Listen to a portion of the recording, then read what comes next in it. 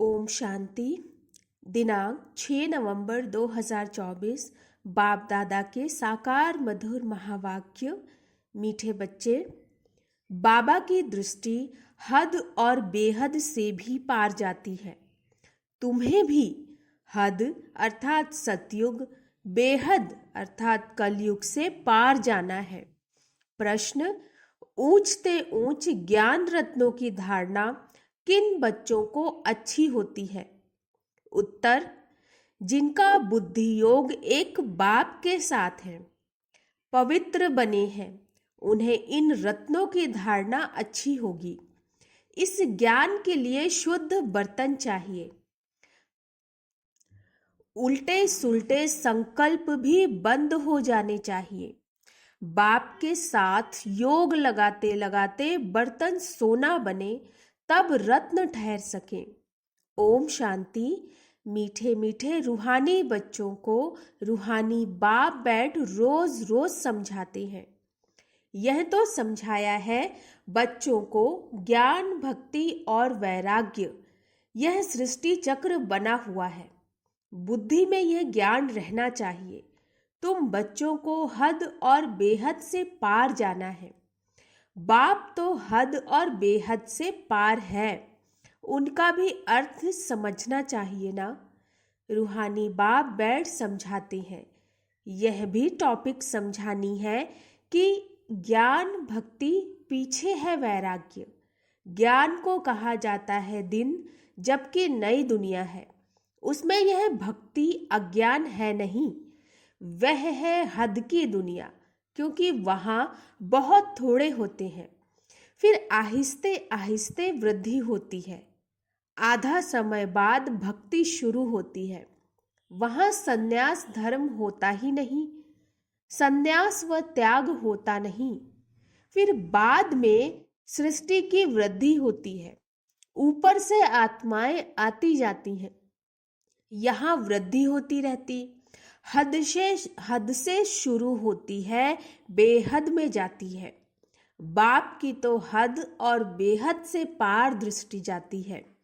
जानते हैं हद में कितने थोड़े बच्चे होते हैं, फिर रावण राज्य में कितनी वृद्धि हो जाती है। अब तुमको हद और बेहद से भी पार जाना है। सतयुग में कितनी छोटी दुनिया है, वहां संन्यास व वैराग्य आदि होता नहीं। बाद में द्वापर से लेकर फिर और धर्म शुरू होते हैं। संन्यास धर्म भी होता है, जो घर बार का संन्यास करते हैं।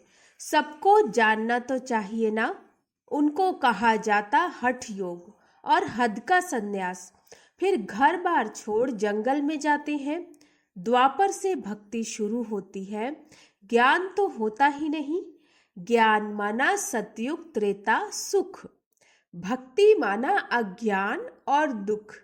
यह अच्छी रीति समझाना है। फिर दुख और सुख से पार जाना है। हद बेहद से पार। मनुष्य जांच करते हैं ना, कहाँ तक समुद्र है, आसमान है, बहुत कोशिश करते हैं, परंतु अंत पा नहीं सकते। एरोप्लेन में जाते हैं, उसमें भी इतना तेल चाहिए ना, जो फिर वापस भी लौट सके। बहुत दूर तक जाते हैं, परंतु बेहद में जा नहीं सकते, हद तक ही जाएंगे। तुमको तो हद बेहद से पार जाना है। अभी तुम समझ सकते हो, पहले नई दुनिया में हद है, बहुत थोड़े मनुष्य होते हैं, उसको सतयुग कहा जाता है। तुम बच्चों को रचना के आदि मध्य अंत की नॉलेज होनी चाहिए ना। यह नॉलेज और कोई में है नहीं, तुमको समझाने वाला बाप है, जो बाप हद और बेहद से पार है और कोई समझा न सके। रचना के आदि मध्य अंत का राज समझाते हैं, फिर कहते इससे पार जाओ। वहां तो कुछ भी रहता नहीं, कितना भी दूर जाते हैं, आसमान ही आसमान है।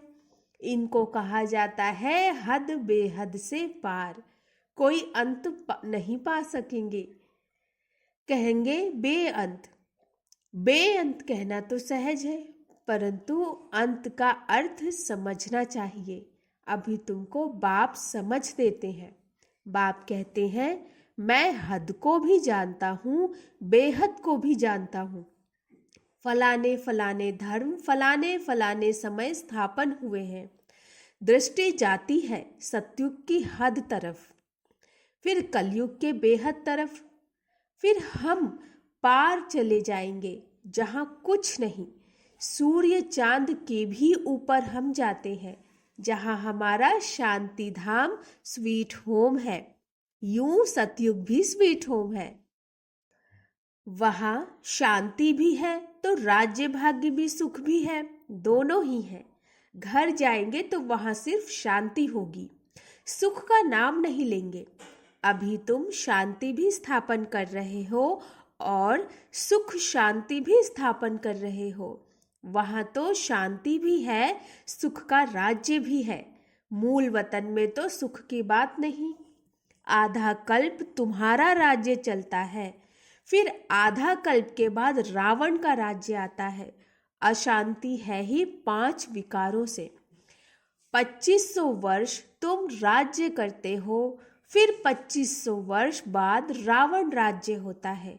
उन्होंने तो लाखों वर्ष लिख दिया है, एकदम जैसे बुद्धू बना दिया है। 5000 वर्ष के कल्प को लाखों वर्ष कह देना बुद्धूपना कहेंगे ना? जरा भी सभ्यता नहीं। देवताओं में कितनी दैवी सभ्यता थी, वह अब असभ्यता हो पड़ी है। कुछ नहीं जानते, आसुरी गुण आ गए हैं। आगे तुम भी कुछ नहीं जानते थे। काम कटारी चलाए आदि मध्य अंत दुखी बना देते हैं, इसलिए उनको कहा ही जाता है रावण संप्रदाय। दिखाया है राम ने बंदर सेना ली। अब रामचंद्र त्रेता का, वहां फिर बंदर कहाँ से आए? और फिर कहते राम की सीता चुराई गई। ऐसी बातें तो वहां होती ही नहीं। जीव जानवर आदि 84 लाख योनियां जितनी यहाँ है, उतनी सतयुग त्रेता में थोड़े ही होंगी। यह सारा बेहद का ड्रामा बाप बैठ समझाते हैं। बच्चों को बहुत दूरंदेशी बनना है। आगे तुमको कुछ भी पता नहीं था। मनुष्य होकर और नाटक को नहीं जानते हैं। अभी तुम समझते हो सबसे बड़ा कौन है। ऊंचते ऊंच भगवान। श्लोक भी गाते हैं, ऊंचा तेरा नाम ऊंचा तेरा धाम। अब तुम्हारे सिवाय और कोई की बुद्धि में नहीं है, तुम्हारे में भी नंबरवार है। बाप हद और बेहद का दोनों राज समझाते हैं। उनसे पार कुछ भी है नहीं। वह है तुम्हारे रहने का स्थान, जिसको ब्रह्मांड भी कहते हैं। जैसे यहाँ तुम आकाश तत्व में बैठे हो, इनमें कुछ देखने में आता है क्या? रेडियो में कहते हैं आकाशवाणी। यह सब आकाश तो बेअंत है, अंत पा नहीं सकते। तो आकाशवाणी कहने से मनुष्य क्या समझेंगे? यह जो मुख है, यह है पोलार। मुख से वाणी निकलती है, अर्थात आवाज। यह तो कॉमन बात है, मुख से आवाज निकलना, जिसको आकाशवाणी कहा जाता है। बाप को भी आकाश द्वारा वाणी चलानी पड़े। तुम बच्चों को अपना भी राज सारा बताया है, तुमको निश्चय होता है बहुत सहज। जैसे हम आत्मा है, वैसे बाप भी परम आत्मा है। ऊंच से ऊंच आत्मा है ना। सबको अपना अपना पार्ट मिला हुआ है। सबसे ऊंच से ऊंच भगवान, फिर प्रवृत्ति मार्ग का युगल मेरु, फिर नंबरवार माला देखो कितनी थोड़ी है। फिर सृष्टि बढ़ते बढ़ते कितनी बड़ी हो जाती है। कितने करोड़ दानों अर्थात आत्माओं की माला है। यह सब है पढ़ाई। बाप जो समझाते हैं उनको अच्छी रीति बुद्धि में धारण करो। झाड़ की डिटेल तो तुम सुनते रहते हो। बीज ऊपर में है, यह वैरायटी झाड़ है। इनकी आयु कितनी है? झाड़ वृद्धि को पाता रहता है तो सारा दिन बुद्धि में यही रहे, इस सृष्टि रूपी कल्प वृक्ष की आयु बिल्कुल एक्यूरेट है। 5,000 वर्ष से 1 सेकंड का भी फर्क नहीं हो सकता। तुम बच्चों को बुद्धि में अब कितनी नॉलेज है? जो अच्छे मजबूत हैं, मजबूत तब होंगे जब पवित्र होंगे। इस नॉलेज की धारणा करने के लिए सोने का बर्तन चाहिए। फिर ऐसा सहज हो जाएगा जैसे बाबा के लिए सहज है। फिर तुमको भी कहेंगे मास्टर नॉलेजफुल। फिर नंबरवार पुरुषार्थ अनुसार माला का दाना बन जाएंगे। ऐसी ऐसी बातें बाबा बिगर कोई समझा न सके। यह आत्मा भी समझा रही है। बाप भी इस तन द्वारा ही समझाते हैं, ना कि देवताओं के शरीर से। बाप एक ही बार आकर गुरु बनते हैं, फिर भी बाप को ही पाठ बजाना है। 5,000 वर्ष बाद आकर पाठ बजाएंगे। बाप समझाते हैं, ऊंचते ऊंच मैं हूं। फिर है मेरू, जो आदि में महाराजा महारानी है। वह फिर जाकर अंत में आदि देव आदि देवी बनेंगे। यह सारा ज्ञान तुम्हारी बुद्धि में है। तुम कहाँ भी समझाओ तो वंडर खाएंगे। यह तो ठीक बताते हैं। मनुष्य सृष्टि का बीज रूप ही नॉलेजफुल है। उनके बिगर और कोई नॉलेज दे नहीं सकते। यह सब बातें धारण करनी है, परंतु बच्चों को धारणा होती नहीं है। बहुत सिंपल, कोई मुश्किलात नहीं है। एक तो याद की यात्रा चाहिए इसमें, जो फिर पवित्र बर्तन में रत्न ठहरे। यह ऊंच से ऊंच रत्न है। बाबा तो जवाहरी था, बहुत अच्छा हीरा माणिक आदि आता था, तो चांदी की डिब्बी में कपूस आदि में अच्छी रीति रखते थे। जो कोई भी देखे तो कहेंगे यह तो बड़ी फर्स्ट क्लास चीज है। यह भी ऐसे है, अच्छी चीज अच्छे बर्तन में शोभती है। तुम्हारे कान सुनते हैं, उसमें धारणा होती है। पवित्र होगा, बुद्धि योग बाप से होगा तो धारणा अच्छी होगी, नहीं तो सब निकल जाएगा। आत्मा भी है कितनी छोटी, उनमें कितना ज्ञान भरा हुआ है। कितना अच्छा शुद्ध बर्तन चाहिए, कोई संकल्प भी ना उठे। उल्टे सुल्टे संकल्प सब बंद हो जाने चाहिए। सब तरफ से बुद्धि योग हटाना है। मेरे साथ योग लगाते लगाते बर्तन सोना बना दो, जो रत्न ठहर सके। फिर दूसरों को दान करते रहेंगे। भारत को महादानी माना जाता है। वह धन दान तो बहुत करते हैं, परंतु यह है अविनाशी ज्ञान रत्नों का दान। देह सहित जो कुछ है वह सब छोड़कर एक के साथ बुद्धि का योग रहे। हम तो बाप के हैं, इसमें ही मेहनत लगती है। एम ऑब्जेक्ट तो बाप बता देते हैं, पुरुषार्थ करना बच्चों का काम है। अब ही इतना ऊंच पद पा सकेंगे, कोई भी उल्टा सुल्टा संकल्प व विकल्प ना आए। बाप ही नॉलेज का सागर हद बेहद से पार है। सब बैठ समझाते हैं। तुम समझते हो बाबा हमको देखते हैं, परंतु हम तो हद बेहद से पार ऊपर चला जाता हूँ। मैं रहने वाला भी वहाँ का हूँ। तुम भी हद बेहद से पार चले जाओ। संकल्प विकल्प कुछ भी ना आए, इसमें मेहनत चाहिए। गृहस्थ व्यवहार में रहते कमल फूल समान बनना है। हथकार्डे दिल यार्डे। गृहस्थी तो बहुत है। गृहस्थी जितना उठाते हैं उतना घर में रहने वाले बच्चे नहीं। सेंटर चलाने वाले, मुरली चलाने वाले भी नापास हो जाते हैं और पढ़ने वाले ऊंच चले जाते हैं। आगे तुमको सब मालूम पड़ता जाएगा। बाबा बिल्कुल ठीक बताते हैं।